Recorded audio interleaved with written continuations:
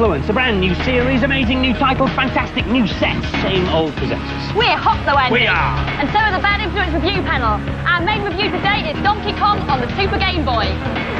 No more typing. Finish him! We ought to get stripped with the long-awaited for Mortal Kombat 2. And I've come to Laguna Beach in California to meet the creator of the most exciting video game this year, Earthworm Jim. Hello, slimy turtlers, and welcome to my new show, my new home in the basement, and my new job as Chief Techie Furtler to the stars. And you'll be excited to know you can now join the Rood fan club. Just send a postal order for £57 to Rood, Furtler to the stars, the basement, Bad Influence. And by return of post, you'll get a Furtling anorak, a signed photo of me, and a copy of the Rood CD-ROM. So, while I'm waiting for all the letters to come pouring in, here's a cheat to be getting on with. It's for skitching on the Mega Drive. On the warning screen, press B-A down A and start twice. Then, on the password screen, enter Liberty, and you'll start racing in New York. Hey! Oh, my first fan letter. Dear Nam, you are sad and pathetic, and I wouldn't join your fan club even if you paid me. Love, Mum. You put me down for life membership. Right, we start the new series with a major breakthrough in games technology. You can now play Tetris in colour. It's all to do with this new bit of kit here. It's called the Super Game Boy, which allows you to play your Game Boy games through the SNES. Dead simple to use. Take your cartridge out, pop the new cartridge in here, slot the whole thing into the SNES, and then the Super Game Boy expands the game to fit your TV and gives it colour as well. How do you make a black and white game into colour? Well, if you look very carefully at your Game Boy games, you'll see that they're not actually black and white. They're 4 different shades of grey, and what the Super Game Boy does is allocate a different colour for each of those particular shades. And it's interesting to see how they come out. You've seen Tetris, this is Super Mario Land, this is Goal, this is Zelda, which is a bit green, and this is Kirby's Pinball Land, which I think looks quite funky actually. But what if you don't like the colours that the computer selects for you? Well, you can change them. If you just press left and right together on the controller, you can get to this colour palette down the bottom of the screen, and there are lots of different selections that you can have. Each of these 8 selections has 4 palettes, and the 4 palettes have 4 colour options, so there are 32 different options. You can also doodle on it as well if you like, because there's a little paint package here over the side. So by selecting a crayon and a colour, you can draw all around the edge of your game. All very impressive, but is it worth 50 quid? Well, our games panel certainly thought so, but personally, if I had 50 quid to spare, I think I'd spend it on a new game for my SNES. On the other hand, there are quite a few excellent Game Boy games around, and it's great to be able to see them properly. Some Game Boy games are being written specifically with the Super Game Boy in mind, and this is one of the first, Donkey Kong. Donkey Kong is the original video game veteran, having first appeared in the arcades in 1981. In the 1994 version of this puzzly platformer, Mario has to rescue the helpless Pauline, whoever she is, and the game has a massive 104 levels. Not bad for a 25 quid game, but is it as fun to play as the original? Here's Alex. This is a smart puzzle game. The first 4 levels are a bit dull. Once you get through them, things improve dramatically. I'm into the main body of the game now, and this is where the puzzles get a lot more exciting. You can do a really snazzy move on this washing line. If you press up, you spin round and round, and then I can get onto the level above. There's loads of things to do, loads of bonuses to collect. The thing I'm going for is that key. Oh, I missed it. You can pick up the bin. Kill the pigs, that's loads of fun. This is a bonus level, which really varies the gameplay. This is a fruit machine. What you've got to do is stop the wheels and get the same symbols, and then you win extra lives. I've got nothing. Oh, 1 up. This is a star game, and it looks even better on the Super Game Boy. I'm hooked. I love it. The puzzles are great, and the monkey's real cute too. This is the game to have. It's nearly perfect. And so the final scores for Donkey Kong. Both the boys and the girls gave it a maximum 5 out of 5. Our panel is made up of expert games players who, unlike the journalists who write reviews for the magazines, actually buy games. Now, the mark given by the panel mainly reflects one aspect of the game, and that's playability, or, if you like, the fun factor. Under our new system, Tetris would get a 5. The graphics and sound couldn't be simpler, but it's addictive to play. On the other hand, the beautiful-looking microcosm on the Mega CD would get a 1. Driving a craft that you have very little control over through various similar internal passages is about as much fun as helping Namrud catalogue his anorak collection. The reason for this emphasis on playability is that nowadays, with all the new hardware around, it's virtually impossible to write a bad-looking and sounding game. It still takes talent, though, to come up with excellent and exciting and fresh ideas, and in this week's American report, Wright met one of the best games producers in the world. I've come to Southern California on an important mission to track down the famous games producer, David Perry. He's British. He programmed 2 major hits of the last 2 years, Cool Spot and Aladdin, and he set up his new company, Shiny Entertainment, right here in Laguna Beach. And this is Shiny's first game, Earthworm Jim. Jim is not like other superheroes. He's an earthworm. And this is Dave Perry. He's not like other games programmers. He's very tall. Look, man, California rule number 1. Goodness. You don't wear your new training shoes on the beach. And I was only walking that close to the water because the director told me to. When Dave was at Virgin, he invented a new programming technique called Digicel. It's Digicel that gives the characters in Aladdin their famously fluid feel. Earthworm Jim takes the technique one stage further with a process called Animotion. Basically, Animotion, instead of drawing our graphics just using the computer, we've gone back to the old-fashioned way of drawing everything by hand, so we use real animators. It seems such a good idea to get Dave to explain Animotion on the basketball court. Only problem is, how do you get them to stop playing? As Dave attempted to explain, Animotion means you never have to type numbers into the computer again. All the drawings can be done by hand, the old-fashioned way, on transparent cells. The cells can then be digitized into the computer. The original story for Earthworm Jim was drawn as a cartoon comic strip. It tells how Jim was quietly doing earthwormy things when a cybernetic spacesuit fell on top of him, and he couldn't get it off.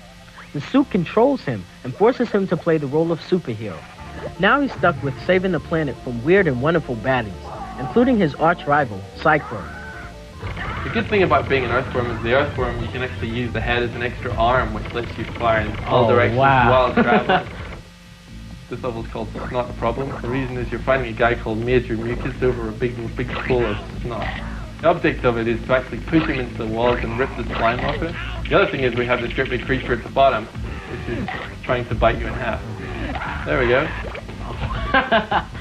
Okay, then Earthworm Jim heads underwater. He goes down the tubes. We have things like these large cats protecting the tubes. And you have to, the only way to avoid them is to jump up, lift your bottom out of the way, and go back down again. They're a bit stupid, you see. You But can't shoot them? they're also very tough, so if they get a hold of you, Ooh, you beat the daylights out of them. The puzzle is very simple. You see this little creature and you think, I wonder how you get past this, and try whipping it and shooting it, and you beat you senseless. All you need to do is go and get yourself a hamster out of the hole, and jump on its back, and then bite the creatures. Earthworm Jim is going to take over the world next year. As well as a range of figures and toys, he'll have his own cartoon TV series. Oh, and of course, next year's big game, Earthworm Jim 2. Great looking game, exclamation mark. Go to sleep. This is the first word processor that you can talk to. It's taken 20 years to develop, and it's called Dragon Dictate. It's pretty impressive. It can recognize up to 60,000 words, and once you've spent several hours training it to recognize your voice, it can do some pretty impressive stuff. When I want the microphone to switch on and off, I have to keep saying, wake up and go to sleep. This is so that the computer doesn't get confused between when I'm talking to it and when I'm talking to you. So here we go. Wake up. Dear Violet, comma, new paragraph. How are you? Question mark. Go to sleep. Well, so far so good, but as you know, there are words in the English language which sound the same, but mean completely different things and are spelt differently. See if the computer can cope with that. Wake up. It's not a knot. Go to sleep. See, the computer knew that in the context of that sentence, the second knot should be spelt K-N-O-T. So I'm ready. I've spent hours talking to it. It's learned my voice. I reckon I'm ready for anything. You said it, Andy, so stand by for the ultimate challenge. Meet Justine, the fastest office angel in the north. And I'm going to give you each a bit of text, and neither of you have seen it before. It's the first to finish the text. So, wake up. On your mark, get set. New paragraph. So Justine is off to a flyer. Andy plodding behind a bit. Fastest. Mind you, Justine is 90 words a minute. I don't think Andy's doing quite that. 100. 10 words a minute, maybe? And who knows? 76. Come on, Andy. Words. Oh, and that is it, which means April. Prize for Justine. Congratulations. Thank you. 59. And Andy. At Dixon. Still waiting for all the fan letters to come streaming in. Well, while we're waiting, here's another cheat. It lets you skip levels on Zool 2 on the Amiga. On the intro screen, type in Bumblebee, B-L-E-B-E, and the screen flashes like that, so you know that it's worked. Then when you start the game, you can jump from level to level by pressing return. There's all sorts of ways to contact the Namrood fan club. Snail mail, electronic mail, and of course, carry a hedgehog. Thank you, Spiky.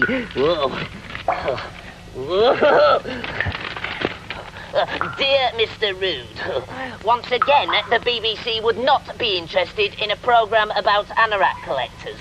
Please do not write to us again.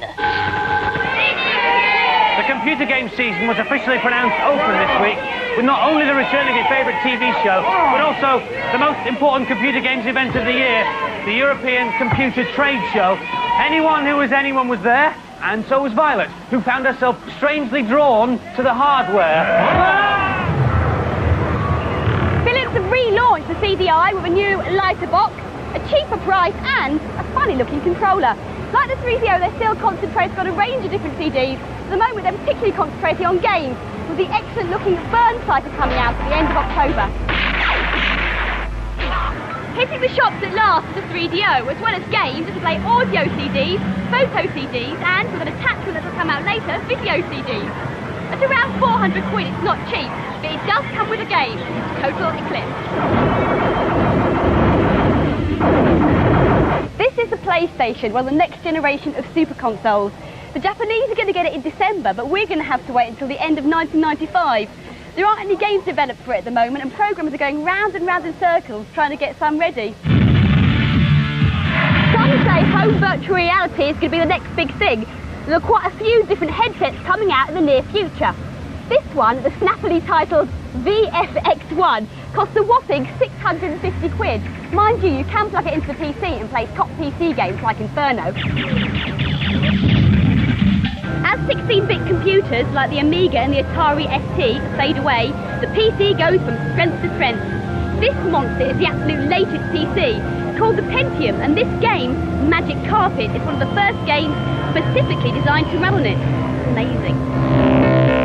The last word from this show is emulator. That's a nifty bit of kit that makes one machine act like another. Now this PC has already got a 3DO emulator slotted into it, which means you can go straight from the boring stuff to playing Road Rash.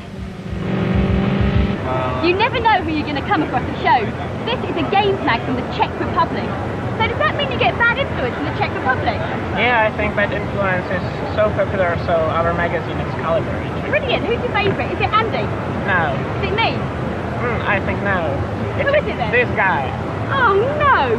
I think Rood is an international superstar. Well, in the Czech Republic anyway.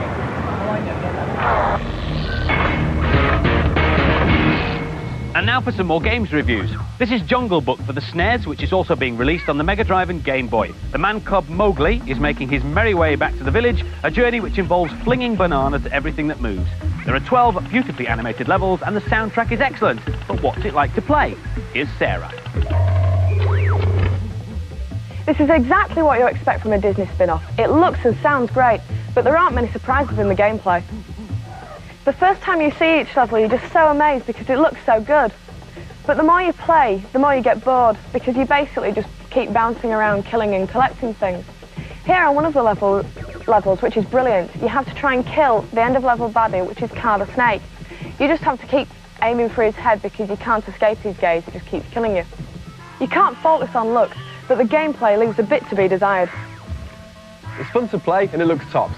What more do you want from a platform game? The picture's great, but after a while I got a bit bored. And the scores for Jungle Book. The girls gave it an average 3 out of 5, but the boys went one better, 4 out of 5. Look out, Street Fighters. There are 4 new challenges to your crown. Super Street Fighter 2 for the Mega Drive features DJ, T-Hawk, Fei Long and a British girl called Cammy, who incidentally is played by Kylie Minogue in the upcoming movie. There are some new moves for the old characters and new modes like Time Challenge, which tests your speed as well as your fighting skill. But apart from these minor tweaks, it all looks rather familiar. By the way, you should shop around if you're going to buy this one. The recommended price is 60 quid, but you can get it for less than 45 in some shops. Here's the hail. For £60 I was expecting more in the way of new improved bits, but the new characters are fun to experiment with. Cammy is easily my favourite of the new characters. She's really agile and she's got some brilliant moves. There, the cannon drill. The animation in this game is absolutely brilliant, but the speech isn't up to much. Most of the attention's gone on Cammy. It's a shame the other characters aren't as good as her. This is Thunderhawk. He's huge and really slow. He's quite difficult to control. He plays a bit like Zangief. You've got to give this 4 for playability because it's such a classic game, but it's not worth getting if you've got the original. A great game, it's one you'll keep coming back to. The new characters are pretty similar to the old ones. And the scores for Super Street Fighter 2, the girls gave it an above average but less than perfect 4 out of 5, and so did the boys. That's not good. Hello, slimy furtlers. I think all my fan letters must be being wrongly delivered to my assistants Andy and Violet. If I can just get this lift to work, I'll be able to go and collect them. There, that should do it. Right, just time for an impressive cheat before I go and read my massive fan mail. It's for Super Empire Strikes Back on the SNES. On the start game screen, enter XBBYXAAX, and you'll be able to access all the special force powers by starting the game, pressing select, and choosing with L and R. There you go. Elevation! Whee! And talking of elevation, time for me to go upstairs. Right, some reading, I think. Look, 3rd floor. Hey, here we go. Can't wait to see all these. Andy! Violet! Now, unless you've had your head in a boxing glove for the last year, you'll know that tomorrow sees the release of Mortal Kombat 2. Baraka and Raiden are 2 of the characters of Mortal Kombat 2. Guys, welcome to Bad Influence. So, why did they choose you? Raiden doesn't need an invitation. Oh! That's what I'm glad we've got that sorted out. Mortal Kombat is just one of the latest games to use digitization. So, apart from standing in front of a blue screen, what else did you have to do? In order to learn the secret of the blue screen, you must go at it with a round with me and Baraka. Best of 5. And now it's time for this week's competition. The prize is a SNES, a Super Game Boy, and copies of Donkey Kong in Tetris 2. And the question is, in which country was the original Tetris created? Phone in your answers on 0891 555 999. Calls will cost no more than 25p, but make sure you get permission from whoever pays the phone bill. Lines will close at midnight on Monday. 10 runners up will get the fantastic new Bad Influence t-shirts. It's better than sleep. But remember, you can't win if you don't get permission. That's about it this week. Excuse me. And you. We'll finish with more clips of Mortal Kombat 2, which we'll be reviewing properly next week, and we'll see you then. Bye-bye. Bye.